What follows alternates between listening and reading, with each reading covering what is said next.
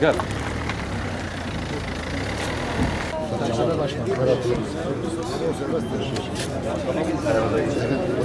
Nasılsınız? Ama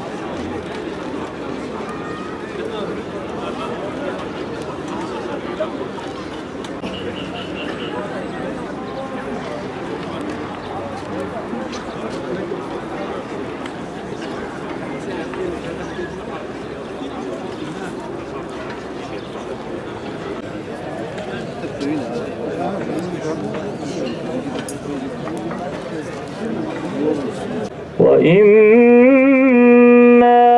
يَنزَغَنَّكَ مِنَ الشَّيْطَانِ نَزْغٌ فَاسْتَعِذْ بِاللّٰهِ.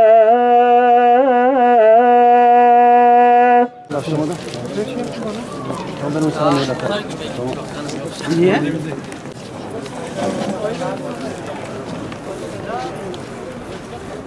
Allahu Ekber, Allahu Ekber.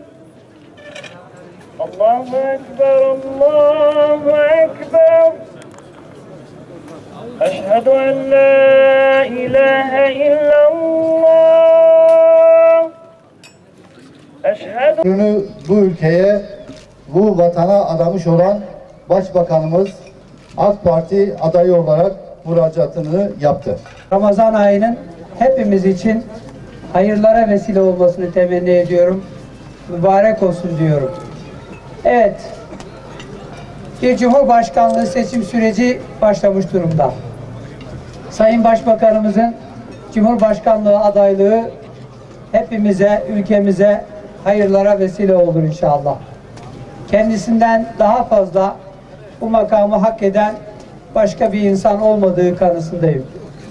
40 yıllık siyasi birikim ve tecrübesiyle ben inanıyorum ki Türkiye'de zaten kendisinin başlattığı büyük değişim ve dönüşüm sürecinin önümüzdeki dönemde Cumhurbaşkanlığı rolüyle çok daha güçlü bir şekilde pekişeceğine, güçlü bir şekilde devam edeceğine ben inanıyorum. Çevremizde çok ciddi çalkantılar var. Bölgemizde çok ciddi sorunlar var. Küresel ekonomi büyük sorunlarla karşı karşıya.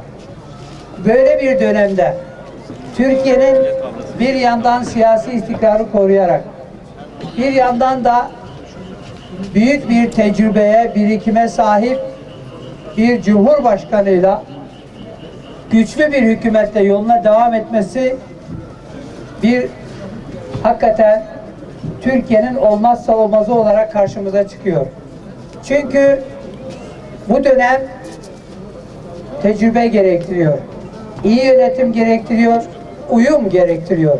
Bu bölgeyi yakından ilgilendiren, Türkiye'nin en temel sorunu olan Kürt meselesinin çözülmesi anlamında çözüm sürecinin güçlü bir şekilde, kardeşlik sürecinin güçlü bir şekilde devamı açısından bu niteliklerde bir cumhurbaşkanı ve hükümetle cumhurbaşkanı uyumu ayrı bir önem arz etmektedir.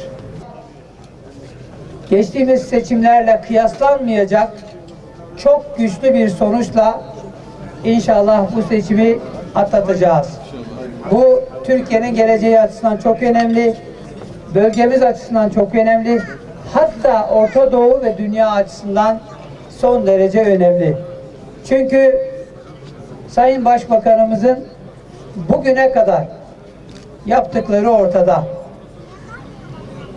Kendisi gerçekten bizden önceki 70-80 yılda yapılanları birçok alanda katlamış.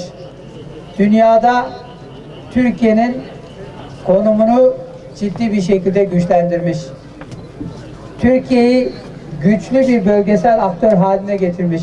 için katkıda bulunduğunuz için Allah hepinizden razı olsun. Ateş ve Razi Bey, tekrar Ramazan ayımız mübarek olsun.